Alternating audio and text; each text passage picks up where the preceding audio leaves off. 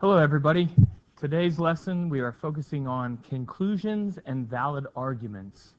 And this, again, is a step towards geometric proofs. So understanding how to draw correct conclusions, valid conclusions, create valid arguments is all going to be very important. Here's a little warm-up. I'll go if you'll go. Determine who is going to the game. Ben, Al, Carla, Dawn, or Eva. Now, if you're watching this video, I would pause it right now. I would read the 5 statements and then answer the 5 questions on your own. Then start the video again and see how you did. Statement 1. If Dawn is going, then Eva is going. Statement 2. Ben is not going to the game. 3. If Al is going, then Ben is going. 4. If Carla is going, then Dawn is going. And finally, Al or Carla is going to the game. Now let's answer the 5 questions. Question 1. Is Ben going to the game? Well, we can look up above at statement 2, and it states very clearly Ben is not going to the game. So we know that no, Ben is not going to the game because of clue number 2. Question number 2. Is Al going to the game? Looking at the clues above, clue number 3 says if Al is going, then Ben is going. Now we know that Ben is not going. So therefore, Al cannot be going either, because if he was, Ben would have to be going. So we know the answer to number 2 is no, Al is not going to the game. And we know that because of clues 3 and 2. Question number 3, is Carla going to the game? Clue number 5 up above says Al or Carla is going to the game. This is a disjunction. We know that a disjunction is true when one or the other or both are true. Now we already know that Al is not going to the game. Therefore, Carla must be going to the game for clue number 5 to be true. Therefore, yes, Carla is going to the game. Question number 4, is Dawn going to the game?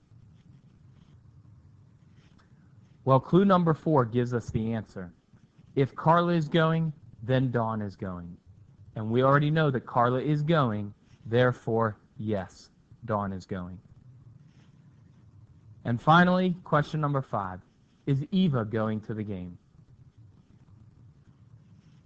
And clue number 1 up above says that if Dawn is going, then Eva is going.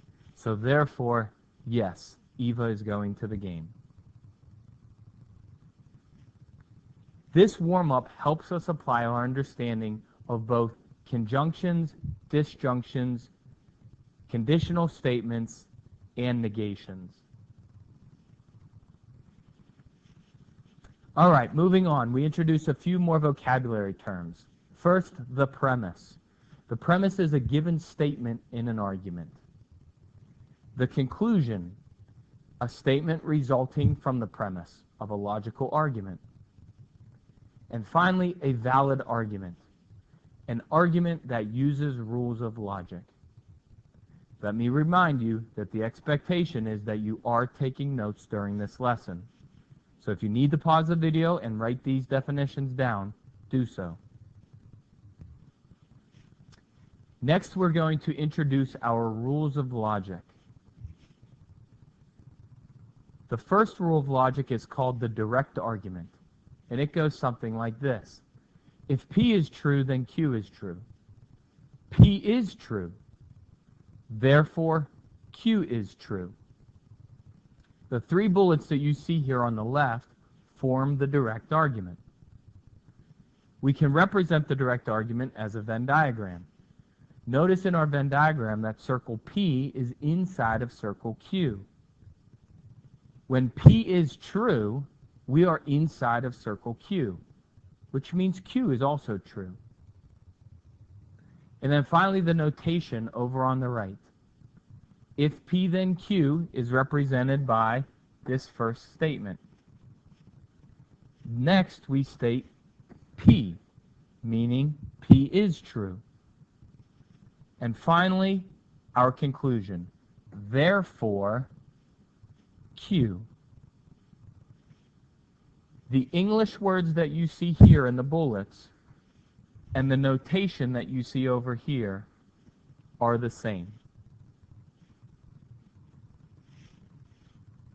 Our next rule of logic is called the indirect argument, and it states, if P is true, then Q is true. Q is not true. Therefore, P is not true. Let's look at the Venn diagram. If Q is not true, then we cannot be anywhere inside of the Q circle, which makes it impossible to be inside of the P circle. Therefore, we conclude that P is not true. Writing the indirect argument in notation looks like this. If P, then Q. Not Q. Therefore, not P.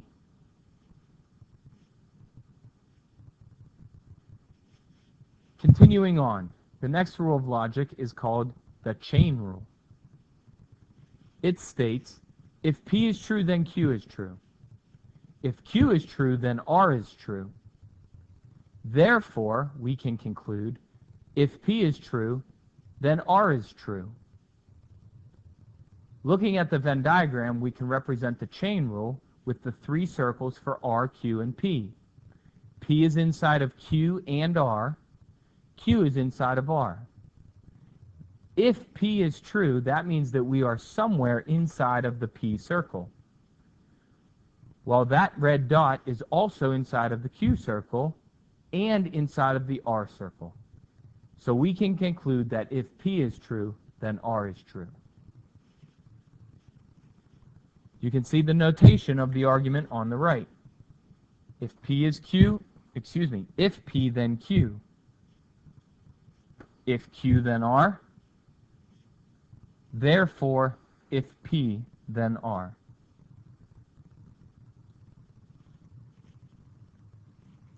And our last rule of logic, the OR rule.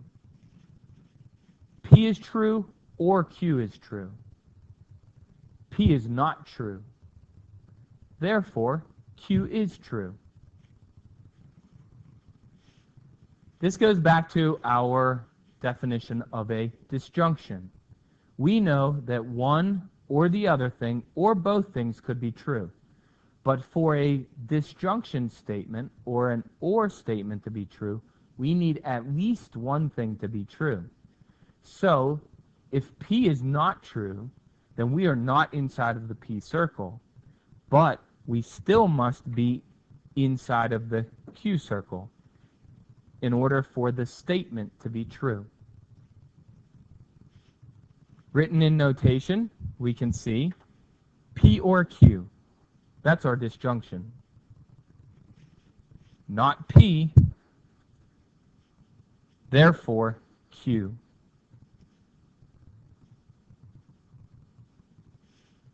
So now let's put these rules of logic to use. Identify the rule and state the valid conclusion. John is in his room or in the kitchen. John is not in the kitchen. So we conclude that John is in his room. This is using the OR rule.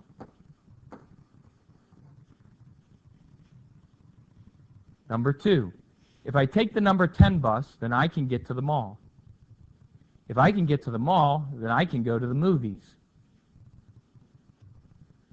So we conclude, therefore, if I take the number 10 bus, I can go to the movies.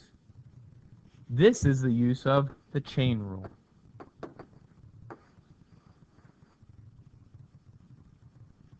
And finally, number 3, if Kelly is tired, then she is cranky. Kelly is not cranky. Therefore, Kelly is not tired. This is the use of the indirect argument.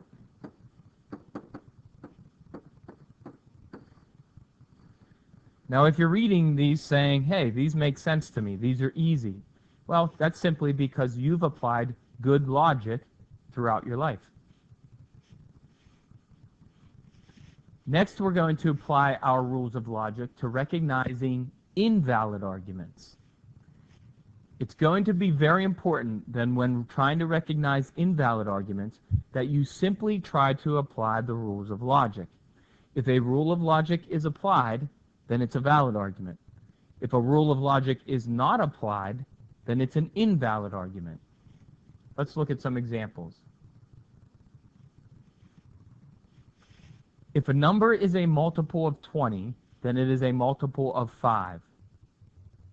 Sam's locker number is a multiple of 5. Therefore, Sam's locker number is a multiple of 20. Now be careful you don't fall into the very common trap of trying to calculate this mathematically. We want to represent this argument symbolically. The first statement, if a number is a multiple of 20, then it is a multiple of 5. That's an if-then conditional statement. We can call this P and this Q. And we can rewrite this if P then Q. The second statement, Sam's locker number is a multiple of 5, is the Q statement. Notice, is a multiple of 5 and is a multiple of 5. Those are saying the same thing. So, the second statement is Q. The third statement, therefore Sam's locker is a multiple of 20, well, that's statement P, right? Is a multiple of 20 and is a multiple of 20. So, our third statement says, therefore P. Now the question is this one of the rules of logic? Think back, the direct argument, the indirect argument, the OR rule, and the chain rule. Well, in fact, this is not one of the rules of logic. So this is an invalid argument. Although this notation looks like the direct rule, the direct argument, remember that the direct argument says, if P then Q, P, therefore Q. You can see how this has been switched around, the P's and the Q's. Therefore, it's not the direct argument. It is not any rule of logic, and therefore is an invalid argument.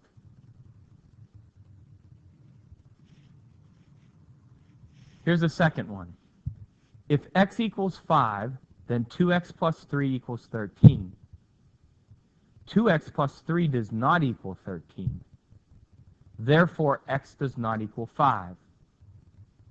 Now again, don't fall into the trap of trying to solve this mathematically. Let's solve it by applying the rules of logic.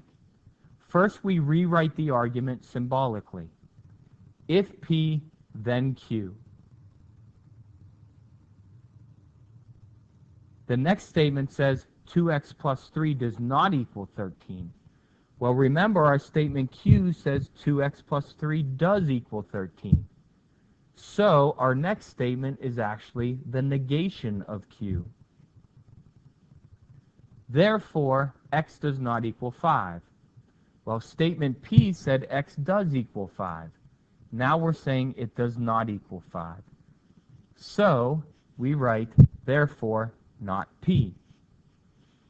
Now ask yourself, is this one of the rules of logic? The answer is yes, it is. This is the indirect argument. Therefore, this is a valid argument.